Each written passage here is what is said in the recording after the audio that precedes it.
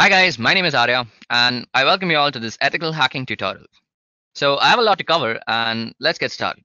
Now to begin with, let's look into what exactly is hacking and let's go over a brief introduction to hacking and its different types. So hacking is identifying weaknesses in a computer system or networks to exploit its weaknesses to gain access. An example of hacking is like using a password cracking algorithm to gain access to a target system. So firstly, who is a hacker? Now, a hacker that you see on your screen is this black person out here. A hacker is a person who finds and exploits the weakness in computer systems and or networks to gain access. Hackers are usually skilled computer programmers with in-depth knowledge of computer security. Now, hackers are classified according to the intents of their action. Now, the first type of hackers are called white hat hackers. Now, a white hat hacker is also known as an ethical hacker. Now, this type of hacker is a hacker who gains access to systems with a view to fix the identified weakness. They may also perform sorts of penetration testing and vulnerability assessment. And the most important part to take note about an ethical hacker or a white hat hacker is that they get prior information from the company or the target that they are hacking into.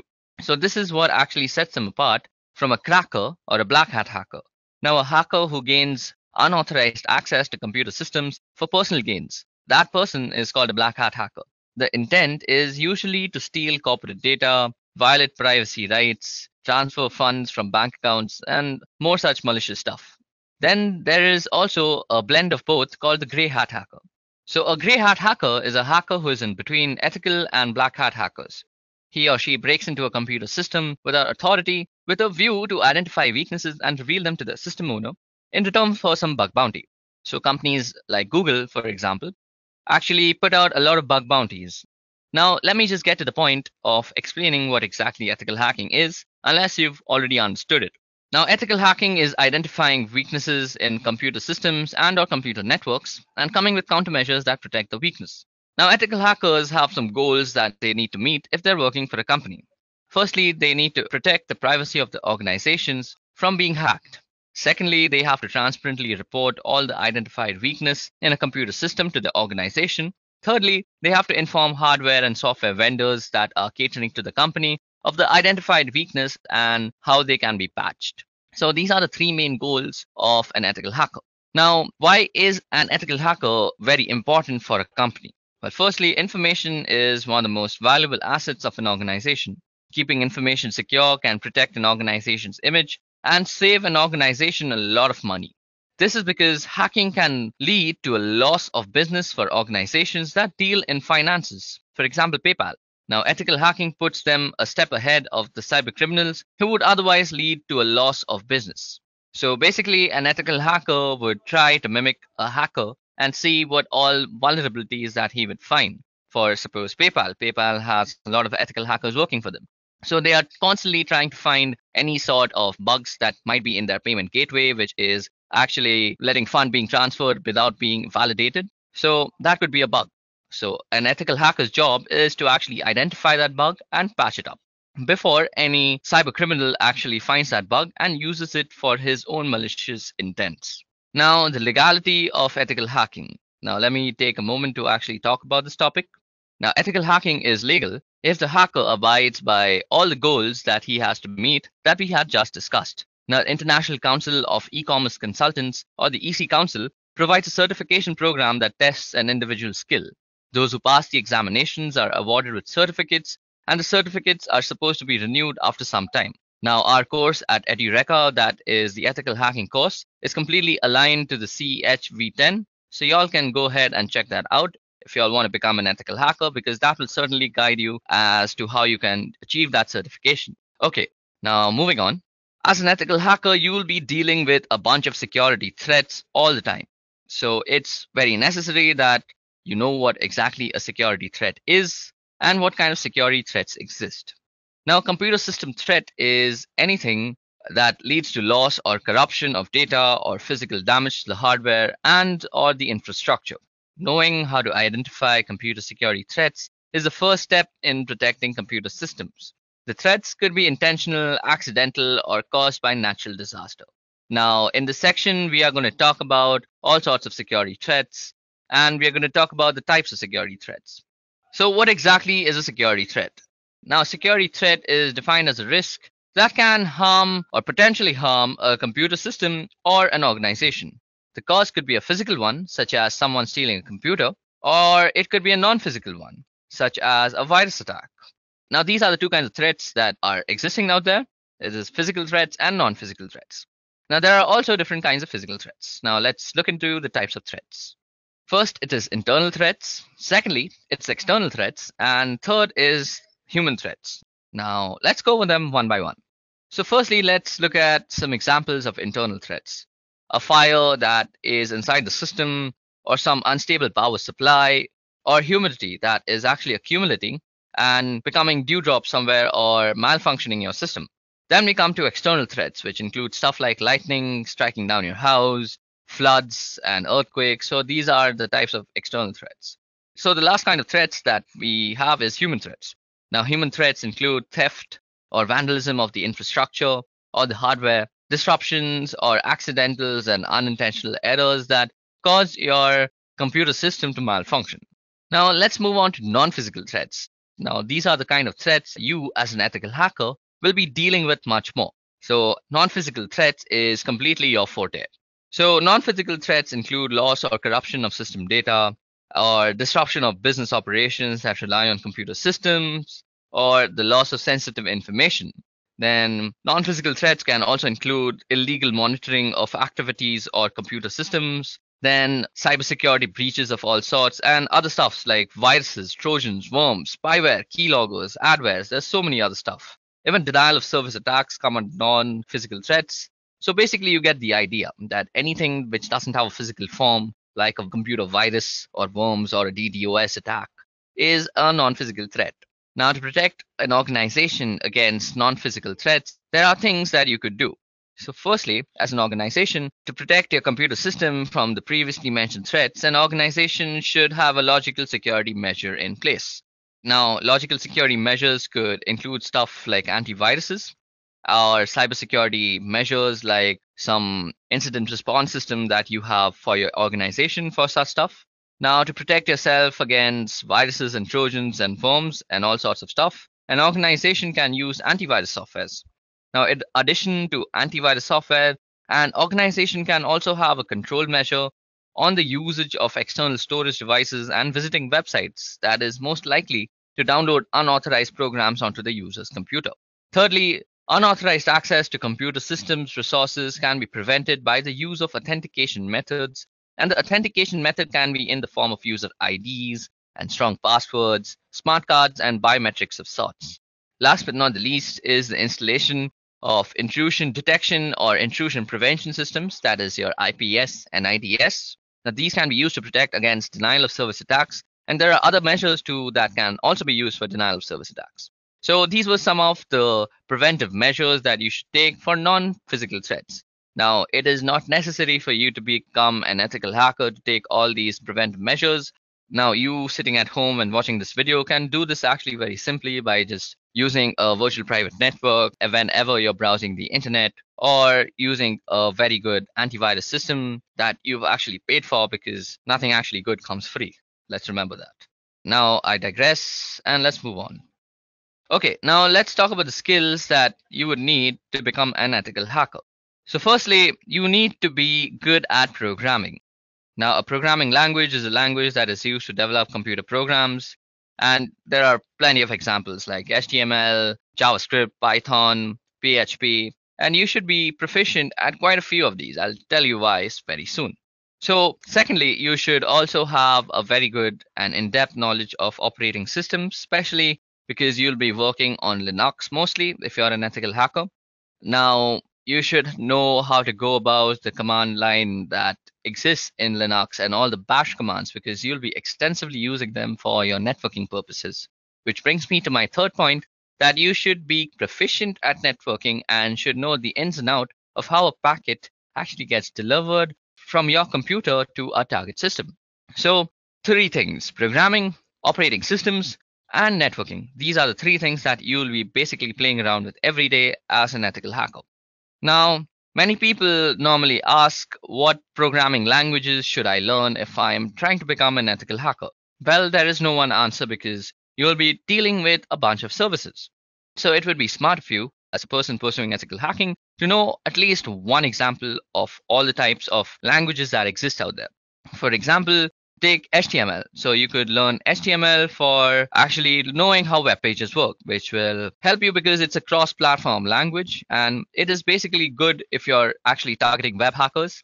Now, login forms and other data entry methods are used using HTML to get these form types of data.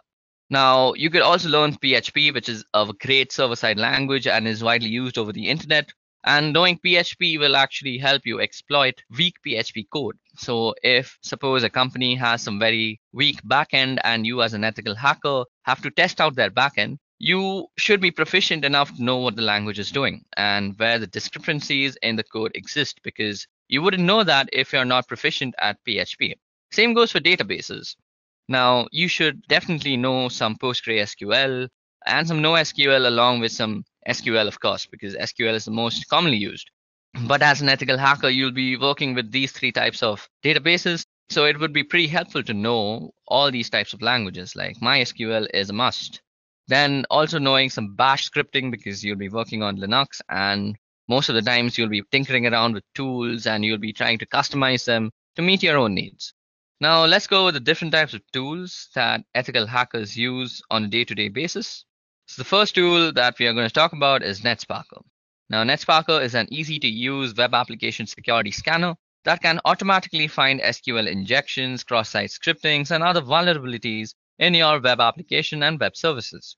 And it is available as an on-premise and a software as a service solution. Now, its features include dead accurate vulnerability detection with unique proof-based scanning technology. It is also known for its minimal configuration required. The scanner automatically detects the URL, rewrites rules, custom 404 error pages. Then is the REST API for seamless integration with the SDLC bug tracking, and it is also a fully scalable solution. It can scan 1,000 web applications in just 24 hours. Okay, so the next tool that we're going to be talking about is burpsuit. Now, burpsuit is a useful platform for performing security testing of web applications. Its various tools work seamlessly together to support the entire penetration testing process. It spans from initial mapping to analysis of an application's attack surface. Now, its features are that it can detect over 3,000 web application vulnerabilities. It can scan open source softwares and custom built application. It has an easy to use login sequence recorder and allows the automatic scanning. And it can also be used for reviewing vulnerability data with built-in vulnerability management. It also easily provides wide variety of technical and compliance reports. And it can also be used for detecting critical vulnerabilities with 100% accuracy. It can be used for automated crawl and scan, advanced scanning features for manual testers, and it is also a cutting-edge scanning logic. Now, the next tool that we're going to be talking about is Nmap.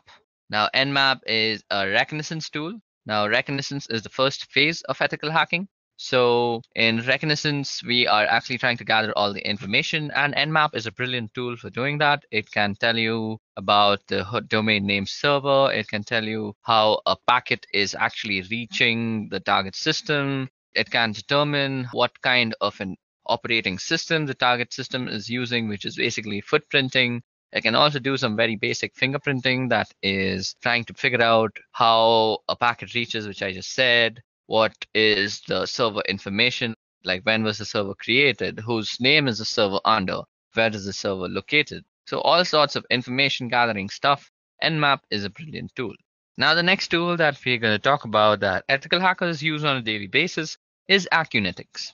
Now, 𝐸𝐸𝐾 is a fully automated ethical hacking solution that mimics a hacker to keep one step ahead of malicious intruders. The web application security scanner accurately scans HTML5, JavaScript, and single-page applications. It can audit complex, authenticated web apps and issue compliance and management reports on a wide range of web and network vulnerabilities. Its features include the following. Firstly, it can scan for all variants of SQL injection, cross-site scripting, and around 4,500 additional vulnerabilities. Also, it detects over 1,200 WordPress core themes and plugin vulnerabilities. It is fast and scalable and crawls hundreds and thousands of pages without any sort of interruption. It integrates with popular WAFs and issue trackers to aid in the SDLC process. and it is always available on premise as a cloud solution. Okay, now the next tool that we're going to talk about is Hashcat. Now, Hashcat is a robust password cracking ethical hacking tool. It can help users to recover lost passwords, audit password security, or just find out what data is stored in a hash. Its features include that it is open source platform, it is also cross platform, it allows utilizing multiple devices in the same system, it can utilize mixed device types in the same system, it supports distributed cracking networks, and it also supports interactive pause and resume. It supports session and restore, and there's also a built-in benchmarking system, and it also integrates thermal watchdogs and supports automatic performance tuning. And okay, so the last tool that we're going to be talking about that ethical hackers use almost on a lazy basis is called SQL Map. Now, SQL Map automates the process of detecting and exploiting SQL injection weaknesses. It is open source and cross-platform, and it supports the following databases. So it supports MySQL, Oracle, PostgreSQL, MS SQL servers, MS Access, IBM DB2, SQLite, Firebird, Sybase, and a lot of other database types. It also supports the following SQL injection types. So these are Boolean-based blinds, time-based blinds, error-based, union query, and stacked queries and out-of-bands. So these are some of the tools that are being used by ethical hackers on a daily basis to do their job. Now, let's go over the types of cryptanalysis techniques or the techniques that are used to break into ciphered text. So the first technique that is used for deciphering text is a brute force attack. Now, this type of attack uses algorithms that try to guess all the possible logical combination of the plain text, which are then ciphered and compared against the original cipher. Second kind is dictionary attacks. Now, this type of attack uses a word list in order to find a match of either the plain text or key. It is mostly used when trying to crack encrypted passwords. Now, the third kind is called a rainbow table attack. And this type of attack compares the ciphertext against pre-computed hashes to find matches. So basically, you have a table of hashes and you're constantly comparing your given hash to the hash you're trying to find. Now, let's also discuss the different types of cryptographic algorithms that have been developed over time. So the first algorithm that we are going to discuss about is MD5. Now, MD5 is an acronym for Message Digest 5. It is used to create 128-bit hash values, and theoretically speaking, hashes cannot be reversed into original plain text. And MD5 is used to encrypt passwords as well as check data integrity. MD5 is not collision resistance, and collision resistance is the difficulty in finding two values that produce the same hash values. Now, the second type of algorithm is SHA, which stands for Secure Hashing Algorithm. Now, SHA algorithms are used to generate condensed representations of messages, and these are called digests. It has various versions such as SHA-0, which produced a 128-bit hash value. It was withdrawn from use due to significant flaws and replaced by SHA-1.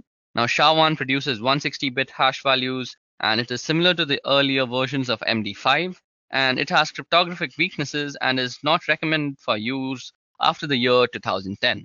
Then we have SHA-2. It has two hash functions, namely SHA-256 and SHA-512. SHA-256 uses 32-bit words, while SHA-512 uses 64-bit words. Then is SHA-3, and this algorithm was formerly known as 𝐾𝐶 and is widely used in the validation process in Ethereum, if you know what that is. Now, the third kind of algorithm is RC4, and this stands for Riveting Cipher 4, and this algorithm is used to create stream ciphers.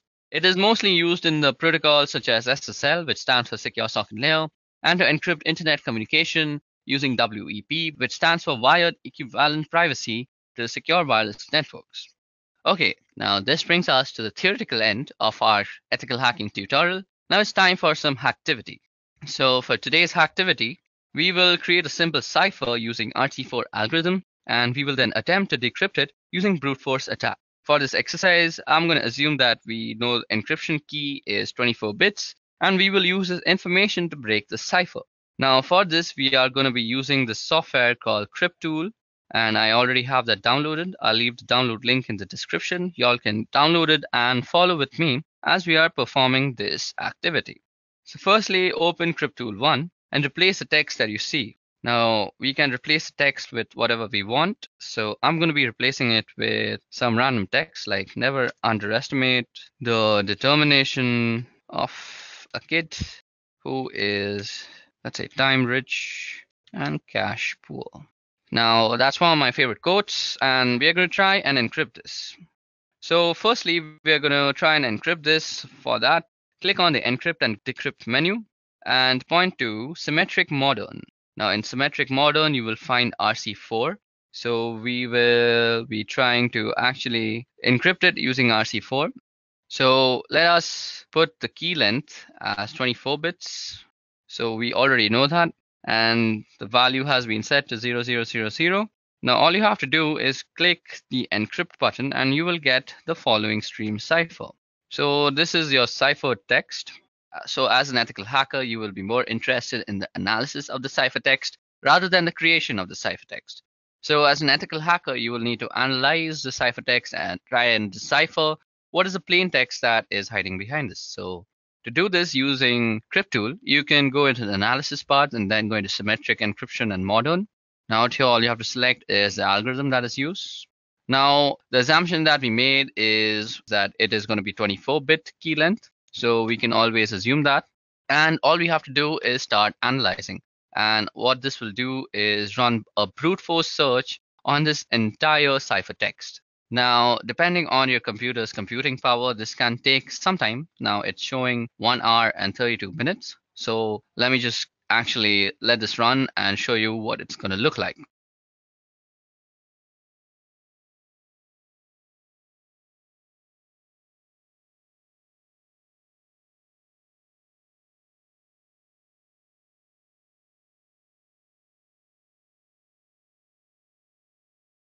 Now, as you guys can see here, our brute force attack has been completed.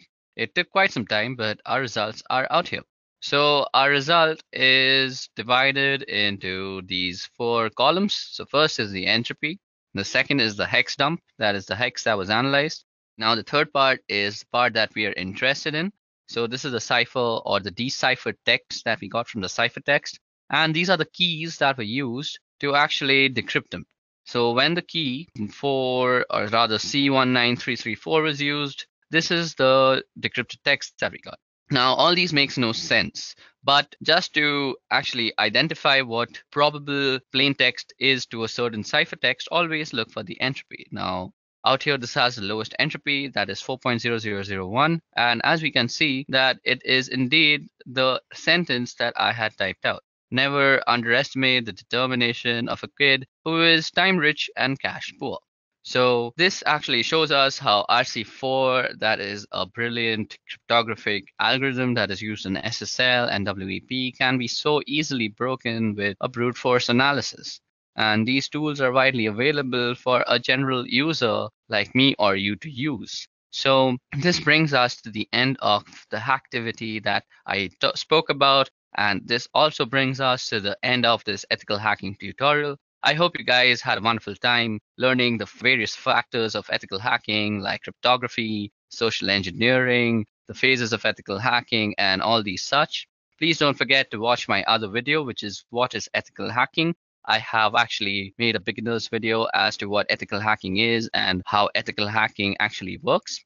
And we at Edureka also have an ethical hacking course, which is aligned to the 𝐂𝐻 version 10. That is the Certified Ethical Hacker Certification version 10. If you buy this course, you will actually be learning from a certified ethical hacker all about ethical hacking, and it'll be a live instructor-led session. So hang on, guys. We are going to be releasing a lot of more free content regarding ethical hacking. But that's it for today. Goodbye. I hope you have enjoyed listening to this video. Please be kind enough to like it, and you can comment any of your doubts and queries, and we will reply them at the earliest. Do look out for more videos in our playlist and subscribe to Edureka channel to learn more. Happy learning!